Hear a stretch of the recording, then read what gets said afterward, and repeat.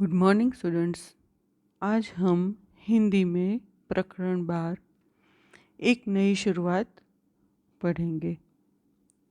एक नई शुरुआत के लेखक है जाकिर अली रजनीश, जिनका जन्म 3 अगस्त 1975 में लखनऊ उत्तर प्रदेश में हुआ था।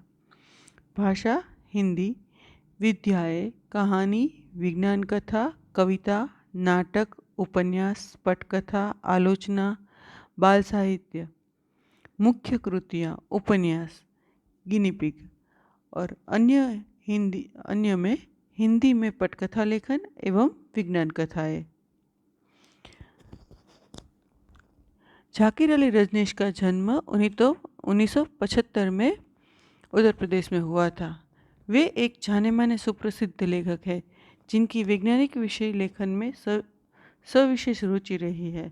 उनके 4 वैज्ञानिक उपन्यास, 3 बाल उपन्यास, 18 बाल कहानी संग्रह सहित कुल 63 पुस्तकें प्रकाशित है। इनमें चमत्कार, सपनों का गाँव, विज्ञान की कथाएं आदि मुख्य है।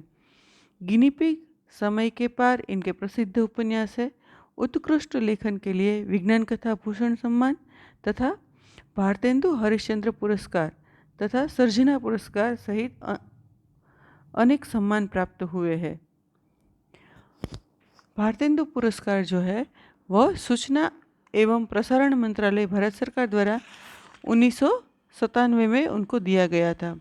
विज्ञान कथा भूषण सम्मान विज्ञान कथा लेखक समिति फैजाबाद द्वारा 1997 में दिया गया है।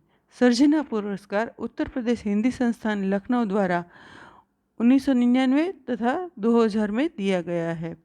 सहस्त्राब्दी हिंदी सेवी सम्मान यूनेस्को एवं केंद्रीय हिंदी सचिवालय दिल्ली द्वारा 2000 में दिया गया है।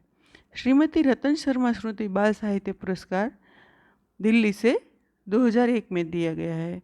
डॉक्टर सीवी रामन तकनीकी लेखन पुरस्कार आइसेक्ट भोपाल द्वारा 2006 में दिया गया है।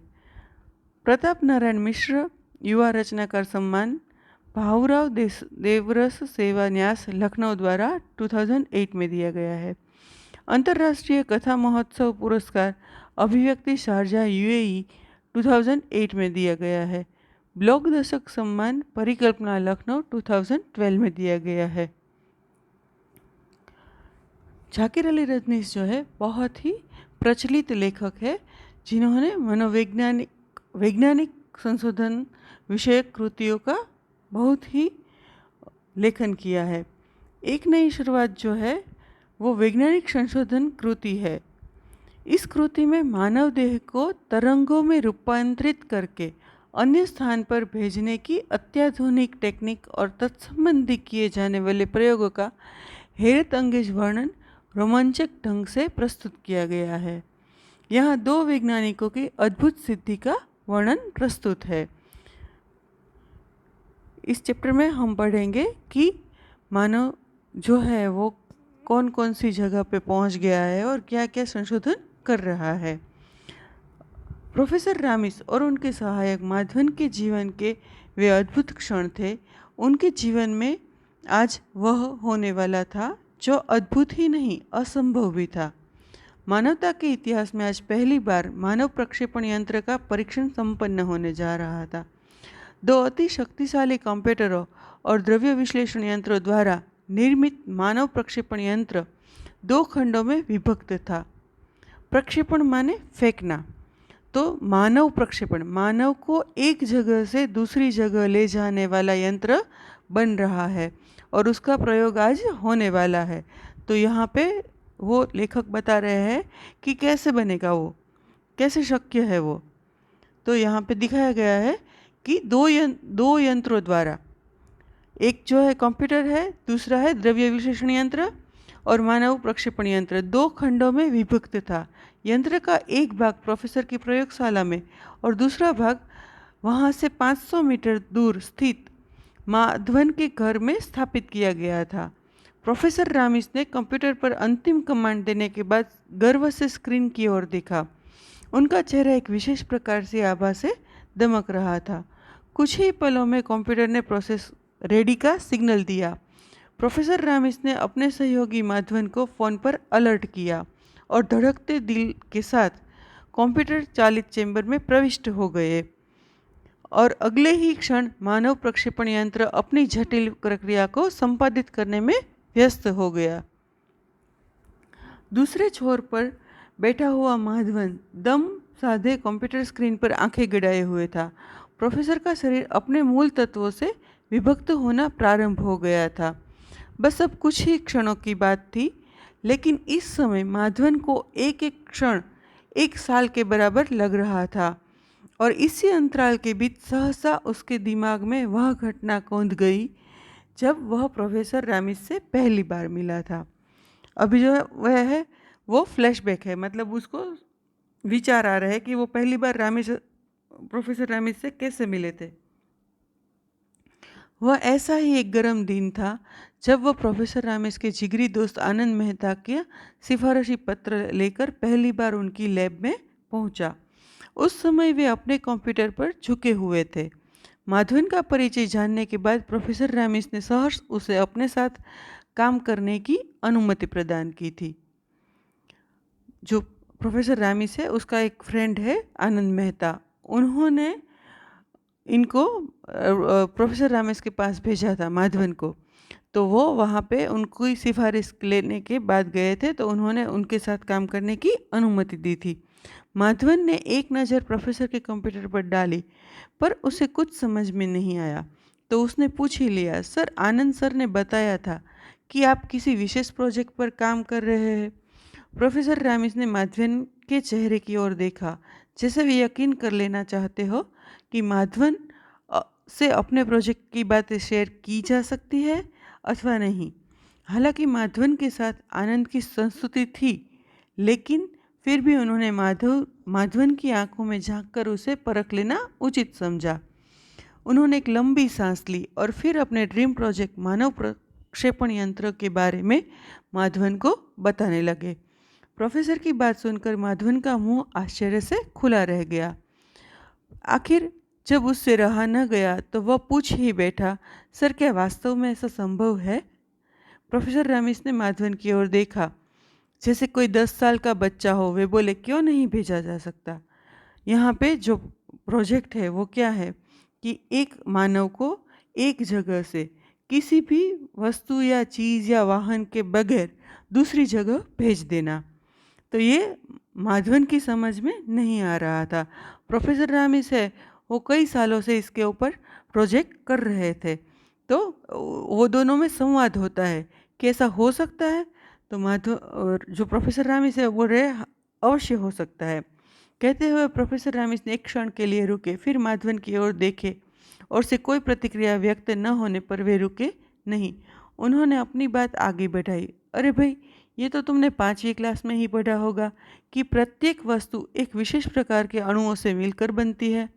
अणु परमाणुओं से मिलकर बनते हैं और किसी भी परमाणु को आकार मिलता है उसके अपने भीतर मौजूद इलेक्ट्रॉन, प्रोटॉन और न्यूट्रॉन के कारण। हाँ, यह तो एक बहुत सामान्य सी बात है। माथुर ने उनकी बात का समर्थन किया। यदि हमें किसी वस्तु की संरचना को समझना हो तो हम क्या करेंगे? हम उस वस्तुओं के अणुओं, परमाणुओं का अध्ययन करेंगे। प्रोफेसर ने बातों का सिलसिला आगे बढ़ाया। यह ठीक वैसा ही है जैसे किसी मशीन के अंदर के कलपुर्जों की बनावट और उनकी कार्य करने की विधि। माधवन मूर्तिवत प्रोफेसर रामिस की बात सुन रहा था। प्रोफेसर का वक्तव्य जारी था। यह तो रही बनावट की बात, अब आती है किसी वस्तु के तरंगों के माध्यम से कहीं भेजने की बात। तुम्हें तो मालूम ही है कि ऊर्जा कभी नष्ट नहीं होती। आपने भी साइंस में पढ़ा होगा कि ऊर्जा जो है वो नष्ट नहीं होती है, वो परिवर्तित होती है। एक ऊर्जा का दूसरी ऊर्जा में रूपांतरण होता है। तो उसी बात को डॉक्टर दोहरा रहे हैं। वो कहते हैं तुम्हें मालूम ही है कि ऊर्जा कभी नष्ट नहीं होती। हाँ, उसका स्वरूप परिवर्तित किया जा सकता है, जैसे विद्युत ऊर्जा का यांत्रिक ऊर्जा में और आणविक ऊर्जा का विद्युत ऊर्जा में। अब हम आणविक ऊर्जा को उदाहरण के स्वरूप में लेते हैं। यहाँ ऊर्जा यूरेनियम, थोरियम आदि तत्वों को तोड़कर प्राप्त की जाती है। इस काम के लिए परमाणु रिएक्टर काम में लाए जाते हैं। इसमें हम यह आसानी से समझ सकते हैं कि किसी भी वस्तु को मूल तत्वों में तोड़ा जा सकता है, और अगर किसी वस्तु को उसके मूल तत्वों में विभक्त किया जा सकता है। हाँ, यह तो है। माधवन ने उसकी बात का समर्थन किया। प्रोफेसर रामिस ने अपनी बात आगे बढ़ाई, और तुम्हें यह भी मालूम है कि हमारा शरीर भी विभिन्न प्रकार के तत्वों से मिलकर बना है। हालांकि किसी वस्तु और जीवित प्राणी की संरचना में काफ़ी अंतर होता है, लेकिन जो बातें किसी वस्तु के बारे में लागू होती है वही बातें जीवित प्राणियों के बारे में भी लागू होती है। अर्थात हम यह कह सकते हैं कि जिस प्रकार वस्तु को उसके मूल तत्वों में विभक्त और वापस उन तत्वों को जोड़कर उसके मूल रूप में पाया जा सकता है, उसी प्रकार जीवित प्राणी के साथ भी यह प्रक्रिया अपनाई जा सकती है। लेकिन यह दूसरी प्रक्रिया पहली के मुकाबले काफ़ी जटिल और श्रम साध्य होगी। यहाँ पे कहने का मतलब है कि जो वस्तु का तो परिवर्तित हो सकता है, मगर इंसान का हो सकता है क्या? तो कहते हैं कि हाँ, हो सकता है, मगर वो उसकी प्रक्रिया जो है वो जटिल है। जटिल माने मुश्किल है, मगर हो सकती है। प्रोफेसर की बात सुनकर माधवन सम्मोहन की अवस्था में आ गया। एक क्षण के लिए वह कुछ सोच ही न पाया कि प्रोफेसर के इस लेक्चर को सुनने के बाद वह प्रसन्नता व्यक्त करे अथवा शंका, क्योंकि उसे यकीन नहीं था कि ऐसा हो सकता है। तो वो अपने दिमाग में वो ऐसे शंका व्यक्त करता है। लेकिन अगले ही क्षण उसके दिमाग में एक सवाल कौंधा और वह बोले बिना रह न सका, सर, माना कि यह प्रक्रिया संभव है, पर इससे यह कैसे सिद्ध होता है कि हम किसी भी व्यक्ति को बिना किसी साधन के दूसरी जगह भेज सकते हैं? माधवन की बात सुनकर प्रोफेसर के चेहरे पर हल्की सी मुस्कान दौड़ गई। वे बोले, मैंने कब कहा कि बिना किसी साधन के हम किसी को एक स्थान से दूसरे स्थान पर भेज सकते हैं? मैं तो सिर्फ यह कह रहा हूँ कि जिस प्रकार किसी फिल्म को एक खास प्रकार की तरंगों में परिवर्तित करके उसे एक स्थान से अर्थात टीवी स्टेशन से प्रक्षेपित कर दूसरे स्थान यानी कि टीवी सेट पर प्राप्त कर लेते हैं। हम देखते हैं मोबाइल में हम एक वीडियो बनाते हैं और वो हम कहीं भी भेज सकते हैं। तो उसी तरह क्या इंसान को भी भेजा जा सकता है? ये जो पूरा प्रकरण है वो उसी के ऊपर है कि एक इंसान को एक जगह से दूसरी जगह बिना किसी वाहन के हम भेज सकते हैं, मगर उसके लिए 2 चैम्बर चाहिए और 2 चैम्बर उन्होंने बनाई हुई है। उसी प्रकार हम पहले किसी वस्तु या व्यक्ति को पहले उसके मूल तत्वों में विभक्त करेंगे, फिर उन तत्वों को एक विशेष प्रकार की तरंगों में परिवर्तित कर एक स्थान से दूसरे स्थान तक भेजेंगे। जहाँ पर इन तरंगों को ग्रहण किया जाएगा वहाँ तरंगों को वापस मूल तत्वों में परिवर्तित करके उसके मूल रूप में पुनः बदल दिया जाएगा। और तभी अचानक माधवन की तंद्रा भंग हो गई। कारण था मानव प्रक्षेपण यंत्र से जुड़े पावर सप्लाई बॉक्स में उठने वाला धुआं। जहाँ पे प्रोफेसर रामिस गए थे वो जहाँ से मतलब कंप्यूटर में दिखाया जा रहा था कि वो यहाँ से यहाँ यहाँ यहाँ ऐसे गए। जैसे हम लोगों को एक डिवाइस में दिखाया जाता है कि ये जो वाहन है वो यहाँ पर है। जैसे हम उबर में जाते हैं तो कैसे गाड़ी यहाँ पहुँची ऐसे दिखा, उसी तरह यहाँ पे कंप्यूटर में दिखाया जाता था।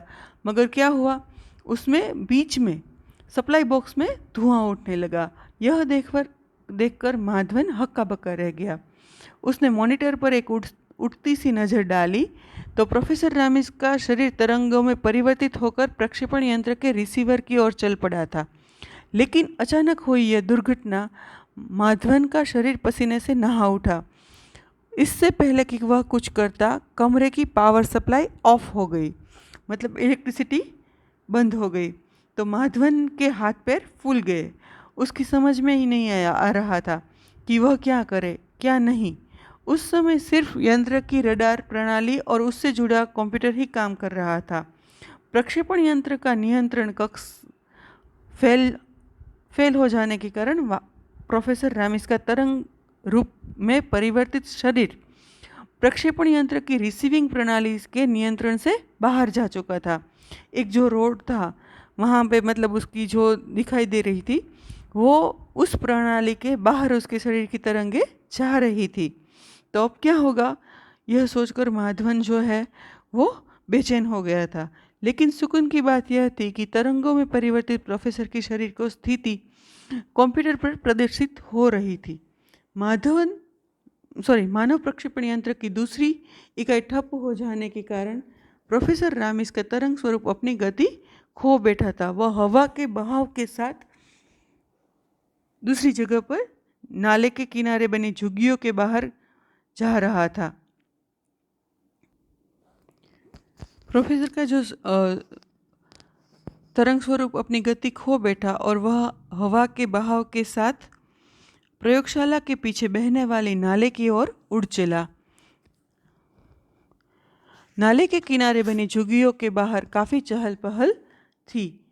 वहाँ पर अभी अभी शराब पीकर आए दो लोग आपस में गाली गलौज कर रहे थे। पास में चेचक के दो मरीज लेटे हुए थे। प्रयोगशाला के तुरंत पीछे वहाँ पे एक नाला था और नाले के पास बहुत गंदी बस्ती थी और बस्ती में मतलब बहुत गरीब लोग रहते थे, बहुत ही गंदगी थी। और प्रोफेसर रामेश का जो शरीर है वो उस तरफ चला गया था और वो वहाँ का वर्णन दिखाते हैं कि उनसे थोड़ी दूर बैठे बच्चे खाना खाने की जिद कर रहे थे। उनकी माँ पास में जल रहे चूल्हे की गीली लकड़ियों से जूझते हुए अपने बच्चों को बुरी तरह से डांट रही थी। उधर माधवन की दशा देखने लायक थी। उसका दिमाग काम नहीं कर रहा था।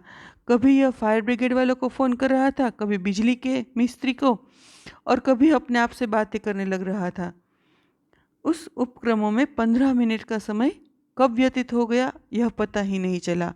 सहसा माधवन के दिमाग में एक विचार कौंधा। उसने प्रक्षेपण यंत्र के स्विच को पावर बॉक्स से निकाला और सीधे बिजली के स्विच से जोड़ दिया। देखते ही देखते कमरा रोशनी से भर गया और इलेक्ट्रिसिटी जो चली गई थी उसको उन्होंने जोड़ दिया और मानव प्रक्षेपण यंत्र फिर से सक्रिय हो गया। संयोग की बात यह थी कि प्रोफेसर का कक्ष की सीमा में ही था। मशीन की कार्य प्रणाली ऑन होते ही वे तरंगे रिसीवर की ओर घूम गई और कुछ ही क्षणों में वे तरंगे प्रक्षेपण यंत्र द्वारा रिसीव कर ली गई। उसकी कार्यप्रणाली पुनः उन तरंगों को अपने मूल स्वरूप में परिवर्तित करने लगी। माधवन जल्दी से ही रिसीवर के चैम्बर के पास आ पहुंचा और उसमें लगे बटनों को दबाने लगा।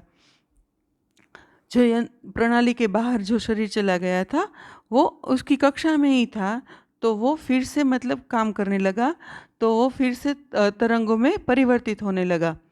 तो वो मशीन के अंदर आ गया और चंद क्षणों के अंतराल के पश्चात रिसीवर ने सारी प्रक्रियाएं सफलतापूर्वक संपन्न कर लेने का संकेत दिया। उसी क्षण रिसीवर के चैम्बर में हलचल हुई और प्रोफेसर रामिस बाहर आ गए।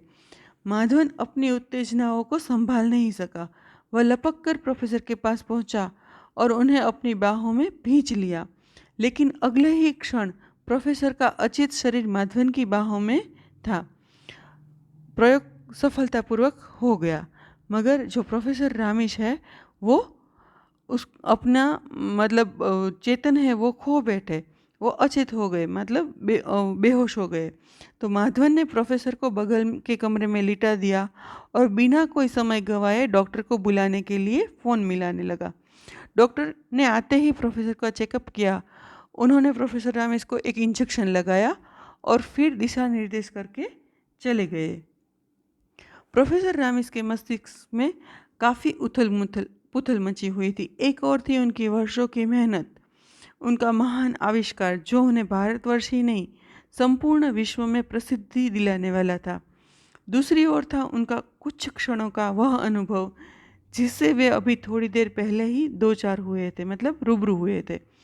नाले के सड़ांध मारते पानी के किनारे भजभजाती हुई मानवीयता ने उन्हें हिलाकर रख दिया था। उन्हें अपना संपूर्ण व्यक्तित्व ही खोखला नजर आने लगा था और ठीक उसी क्षण माधवन की बातें उनके कानों तक पहुंची। उन्होंने रामेश की बात बीच में ही काट दी। प्रयोग कैसा प्रयोग? माधवन उससे बोल रहा था कि आप सक्सेसफुल है, आपका प्रयोग सफल हो गया है। मगर रामेश जो है वो एक द्विधा में थे कि यह साइंस में इतनी दूर जा रहा हूँ वो सही है, या जो मेरे प्रयोगशाला के पीछे जो बस्ती है उसकी वास्तविकता है कि वहाँ पे ना अनाज है, ना खाना है, बीमारी है, तो उसको मिटाना ज़रूरी है या ये प्रयोग ज़रूरी है। उसके दिमाग में यह चल रहा था। अभी तो मुझे अपना काम शुरू करना है।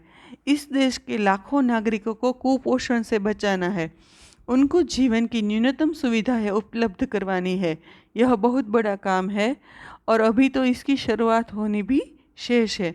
कहते हुए प्रोफेसर रमेश खड़े हुए और कमरे से बाहर निकल गए।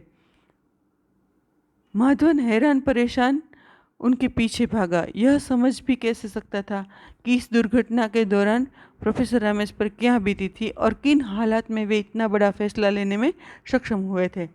यहाँ पे पूरे चैप्टर में एक अच्छा प्रयोग दिखाया है, मगर प्रयोग के बाद वैज्ञानिक जो है उसके मन में क्या होता है, बस्ती देखकर उसका मन कितना विचलित हो जाता है और वो क्या सोचने लगता है, ये बखूबी दिखाया है।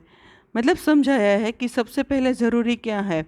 जो इंसान को खाना, दवाई, कपड़ा, जो बहुत ही बेसिक ज़रूरत है वो पूरी करना बहुत बेहद ज़रूरी है। साइंस के प्रयोग तो होते ही रहेंगे और वो भी करना ज़रूरी है, मगर इससे ज़्यादा ज़रूरी है कि जो बस्ती में जितने भी प्रॉब्लम है, जितने भी मुश्किलें हैं, उसको कम करना। तो यहाँ पे एक साइंस और मानवीयता दोनों का एक पहलू बताया गया है, जिससे हमें समझना है कि सबसे ज़्यादा ज़रूरी क्या है। इंसान के लिए बहुत ज़रूरी है कि वो दूसरे इंसान की मदद करे। अब हम देखें शब्दार्थ। प्रक्षेपण, फेंकना या ऊपर से मिलाना। दमक, चमक, प्रभा। छोर तो सिरा या सीमा या किनारा। कलपुर्जा, मशीन के पुर्जे। जटिल तो पेचीदा या कठिन। सिफारिश तो संस्तुति या खुशामद। आणविक तो अणु संबंधी। जुगिया तो मलिन या गंदी बस्ती। मुहावरे, दम साधे बैठना तो चिंता के साथ प्रतीक्षा करना। बाहों में भींच लेना माने आलिंगन देना। हाथ पैर फूल जाना तो घबरा जाना। हक्का बक्का रह जाना, आश्चर्यचकित हो जाना। दिमाग में विचार कौंधना, अचानक विचार आना। दो चार होना माने रूबरू होना या सामना होना। निम्नलिखित प्रश्नों के नीचे दिए गए विकल्पों में से सही विकल्प चुनकर उत्तर लिखिए। परमाणु में क्या नहीं होता? तो परमाणु में अणु नहीं होता, बराबर। उसके बाद है माधवन कौन थे? तो माधवन वैज्ञानिक थे। प्रोफेसर रामेश का ड्रीम प्रोजेक्ट क्या था? तो प्रोफेसर रामेश का ड्रीम प्रोजेक्ट था मानव प्रक्षेपण यंत्र बनाना। प्रोफेसर रामेश का चेहरा एक विशेष प्रकार की आभा से चमक रहा था। एक नई शुरुआत के दोनों वैज्ञानिकों के नाम दीजिए। एक नई शुरुआत के दोनों वैज्ञानिकों के नाम है प्रोफेसर रामेश और माधवन। मानव प्रक्षेपण यंत्र किसे कहते हैं? मानव प्रक्षेपण यंत्र जिस यंत्र के द्वारा किसी व्यक्ति को एक स्थान से दूसरे स्थान भेजा जाए उसे मानव प्रक्षेपण यंत्र कहते हैं। प्रोफेसर माधवन को पसीना क्यों आ गया? प्रोफेसर माधवन को एक चालू मानव प्रक्षेपण यंत्र से जुड़े पावर सप्लाई बॉक्स से धुआं उठता हुआ दिखाई दिया तो प्रोफेसर माधवन को पसीना आ गया। निम्नलिखित प्रश्नों के 2-3 वाक्य में उत्तर लिखिए। प्रोफेसर रामेश के प्रयोग का उद्देश्य स्पष्ट कीजिए। प्रोफेसर रामेश के प्रयोग, उनका प्रयोग था विज्ञान के सिद्धांत के अनुसार किसी वस्तु को उसके मूल तत्वों में विभक्त किया जा सकता है और उसे तरंगों के द्वारा किसी अन्य स्थान पर भेजा जा सकता है। उन तत्वों को जोड़कर वापस पाया जा सकता है। प्रोफेसर राम इसके प्रयोग का उद्देश्य इसी सिद्धांत के अनुसार मानव शरीर को तरंगों द्वारा एक स्थान से दूसरे स्थान पर भेजने का था। परमाणु विघटन और संघटन के बारे में बताइए। तो परमाणु का विघटन उसमें मौजूद इलेक्ट्रॉन, प्रोटॉन और न्यूट्रॉन को उससे अलग करके किया जा सकता है। परमाणु का संगठन उसमें स्थित इलेक्ट्रॉन, प्रोटॉन, न्यूट्रॉन के समावेश से होता है। अणु तथा परमाणु किसे कहते हैं? किसी वस्तु के छोटे से छोटे अंश या कण को अणु कहते हैं और परमाणु किसी पदार्थ का सबसे छोटा वह अंश होता है जिसके और टुकड़े न हो सकते हैं। अणु की रचना परमाणुओं से होता है तथा परमाणु को आकार मिलता है उसके अपने भीतर मौजूद इलेक्ट्रॉन, प्रोटॉन और न्यूट्रॉन के कारण। निम्नलिखित प्रश्नों के 4-5 वाक्यों में उत्तर लिखिए। ऊर्जा के बारे में संक्षेप में बताइए। ऊर्जा का अर्थ है एनर्जी और कार्य करने की क्षमता। ऊर्जा कई प्रकार की होती है, विद्युत ऊर्जा, आणविक ऊर्जा। ऊर्जा की विशेषता यह है कि हम उसे उत्पन्न नहीं कर सकते, इसी प्रकार ऊर्जा नष्ट भी नहीं की जा सकती, पर आवश्यकता अनुसार ऊर्जा को दूसरा रूप दिया जा सकता है, यानी उसका स्वरूप परिवर्तित किया जा सकता है। जैसे विद्युत ऊर्जा का आणविक ऊर्जा में परिवर्तन किया जा सकता है और आणविक ऊर्जा का विद्युत ऊर्जा में परिवर्तन किया जा सकता है। लेखक की दृष्टि से मनुष्य को एक स्थान से दूसरे स्थान पर भेजा जा सकता है। विज्ञान के सिद्धांत के अनुसार किसी भी वस्तु को उसके मूल तत्वों में तोड़ा और उन मूल तत्वों को आपस में जोड़कर उसके मूल स्वरूप में प्राप्त किया जा सकता है। लेखक की दृष्टि से मानव शरीर भी विभिन्न प्रकार के तत्वों से मिलकर बना है, इसलिए मानव शरीर को उसके मूल तत्वों में विभक्त कर उसे विशेष प्रकार के तरंगों में परिवर्तित करके एक स्थान से दूसरे स्थान पर भेजा और उसे मूल स्वरूप में प्राप्त किया जा सकता है। प्रोफेसर रामिस के साथ प्रोफेसर माधवन की पहली मुलाकात कब और कैसे हुई थी? प्रोफेसर रामिस की मुलाकात गर्मियों के दिन में प्रोफेसर माधवन उनसे मिलने आए थे। उनके जिगरी दोस्त आनंद मेहता का संस्तुति पत्र लेकर आए थे। पहली बार प्रोफेसर रामिस की लैब में उनसे मिलने के लिए गए। तब प्रोफेसर रामिस ने अपने कंप्यूटर पर झुके हुए थे। प्रोफेसर माधवन का परिचय जानने के बाद प्रोफेसर रामिस ने उन्हें सहज अपने साथ काम करने की अनुमति दे दी थी। इस प्रकार प्रोफेसर रामिस के साथ उसी समय प्रोफेसर माधवन की पहली बार मुलाकात हुई थी। मानव प्रक्षेपण प्रयोग से संबंधित जानकारी दीजिए। मानव प्रक्षेपण प्रयोग प्रोफेसर रामिस का महत्वाकांक्षी प्रोजेक्ट था। यह प्रोजेक्ट विज्ञान के इस सिद्धांत पर आधारित था कि किसी वस्तु को उसके मूल तत्वों में तोड़ा जा सकता है और उन्हें विशेष प्रकार की तरंगों में परिवर्तित कर एक स्थान से दूसरे स्थान पर भेजा जा सकता है। इसी सिद्धांत के आधार पर प्रोफेसर रामिस ने मानव शरीर को एक स्थान से दूसरे स्थान पर भेजने का प्रक्षेपण का प्रयोग किया था। विरोधी शब्द बनाइए। सामान्य तो असामान्य, शुरुआत तो अंत, असंभव तो संभव, शक्तिशाली तो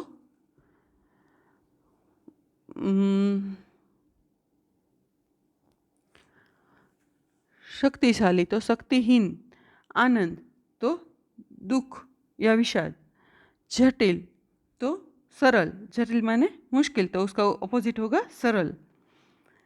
उसके बाद है भाववाचक संज्ञाएं बनाइए। भाववाचक संज्ञा जो है आपको मैंने पढ़ाया है, आप उससे भी कर सकते हैं और दूसरे भी सीख सकते हैं। मानव तो मानवता, अपना तो अपनापन, बच्चा तो बचपन, और भी है व्यस्त तो व्यस्तता, प्रक्षेप तो प्रक्षेपण। ठीक है। कर्तृवाचक संज्ञा बनाइए। कर्तृवाचक संज्ञा माने कर्ता जो हो। विज्ञान तो वैज्ञानिक, इतिहास तो ऐतिहासिक नहीं इतिहासकार। ठीक है। विश्लेषण तो विश्लेषक, कमांड तो कमांडर, उसके बाद है विशेषण। विशेषण में है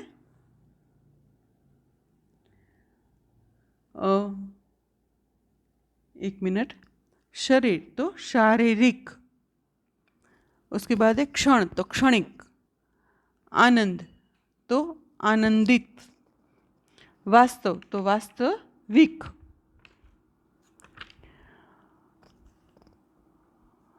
यहाँ पे यह जो चैप्टर है वो